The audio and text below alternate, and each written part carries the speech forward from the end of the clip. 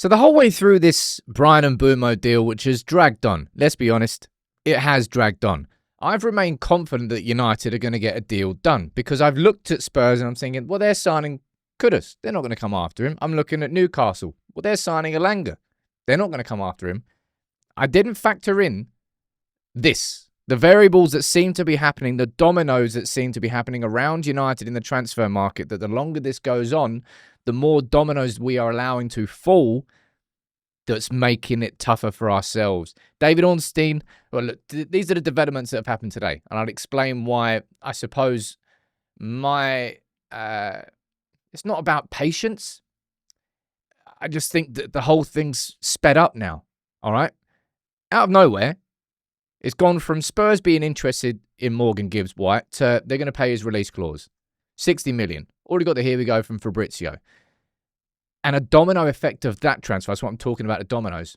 Now, Forest have gone and now they've put a bid in for Wissa. And I spoke about him this morning and I said it feels like the Mbeumo to United deal is getting dangerous because we're allowing other factors and other players and other transfers to affect it with the time that we are taking. Let's run through the news here from David Ornstein. He's saying that Forest have renewed their pursuit of Wissa. They went in for him in January and they've gone back to him. Now, the good thing is that the bid here, you can see, Forest were prepared to pay up to 25 million for Wissa in January, but the push did not succeed. And another bid has now arrived, but it fell below that. So if it fell below 25 million, they are light years away from the valuation that Brentford have.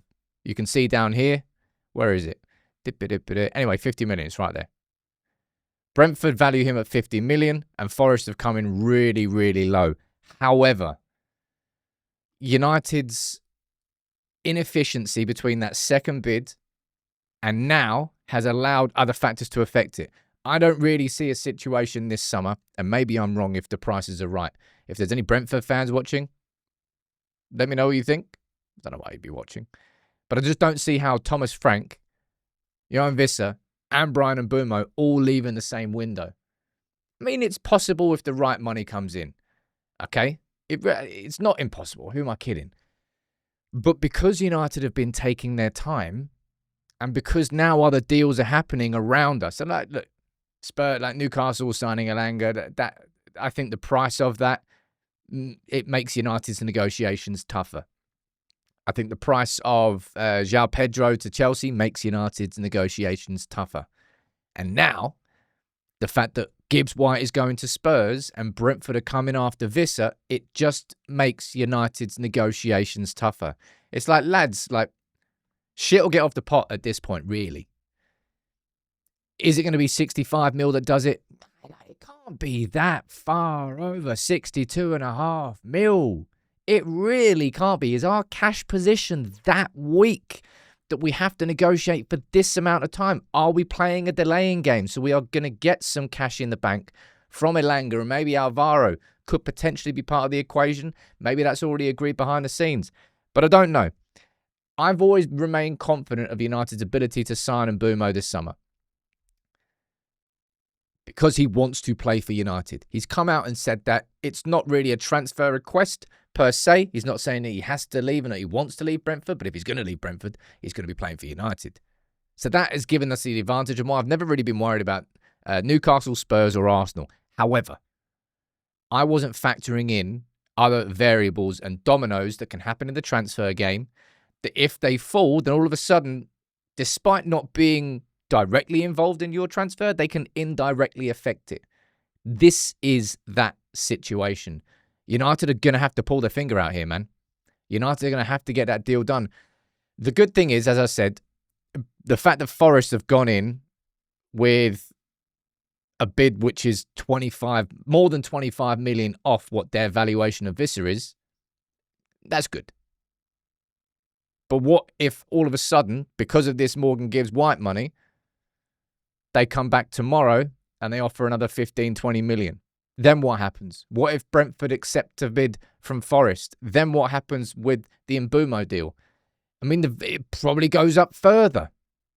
Does it get stopped? All right, you need to let me know in the chat, right? Do you think it's completely plausible that Frank Wissa and Mbeumo leave Brentford this summer. I think it still is plausible.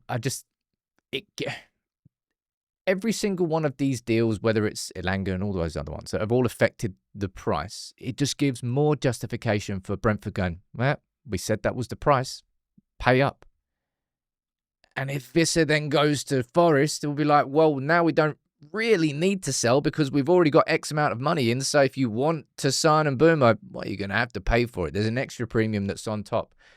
It's like the longer we have let this go on, the more expensive it's become. In a summer where we know our finances are absolutely screwed. Do we have the cash for him? That's something I'm really starting to think now.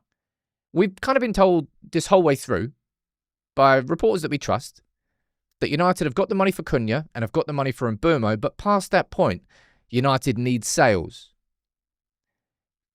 It really looks like United don't have the money for Mbeumo. It's either United don't have the money for it or we don't have the payment terms that they want. The longer this has gone on, the more I'm thinking, it feels like it might be delaying tactics from United. But that if it is delaying tactics for United, that's where this has sort of changed the conversation and switched it. I think at this point, because United have gone into this summer, right? And we've all known that United need to, A, be better at negotiating, and B, just don't get held to ransom by clubs and pay the United tax. But we've been negotiating for so long now that our ability to do that is being taken away by circumstances that are happening in the market. And now United are going to end up probably overpaying compared to if we had gone in with our first bid for him being the exact same as we pay for Cunha. That would have, at the time, been seen by fans as probably overpriced for Mbeumo.